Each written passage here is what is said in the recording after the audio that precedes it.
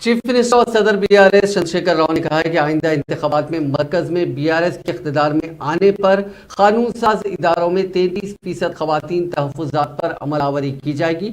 नांदेड़ में press conference से खिताब करते हुए उन्होंने कहा कि जिस समाज में खवातीन को क़यादत दी जाती है वो समाज काफ़ी तेज़ी के साथ तरक्की करता है।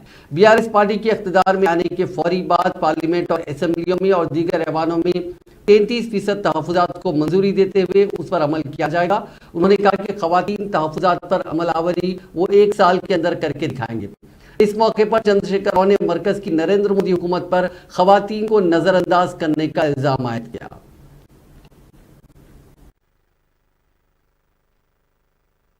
इसमें बहुत ज्यादा संपत्ति रखते हुए देश की जनता उस संपत्ति से क्यों वंचित है? ये सिंपल बात है। इजीली हम आसानी से समझ सकते हैं इस बात को और इसको सुलझाने में भी समाधान भी ढूंढ सकते हैं। एक पानी का मसला ले लीजिए अपने देश में, पानी का कितना तमाशा, why water wars in India. मैं आप लोगों को भी प्रणाम करता हूं, आप लोग बुद्धिजीवी लोग हैं, समझते हैं, सोचते हैं। मेरा विनती हुआ आपसे, प्लीज एजुकेट द पीपल। देश को समझाने में आप बहुत बड़ा योगदान आपका रहता है, पत्रकार मित्रों का।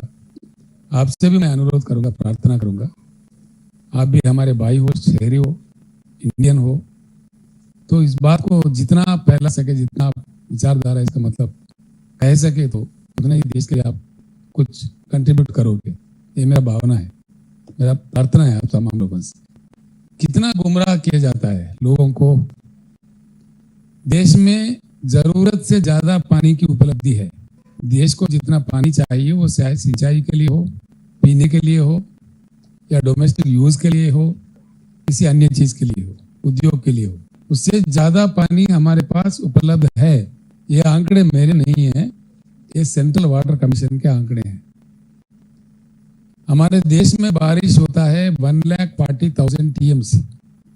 मैंने इसमें दिया है, आपको विस्तार रूप से दिया है मैंने, आप बाद में उसको देख सकते हैं।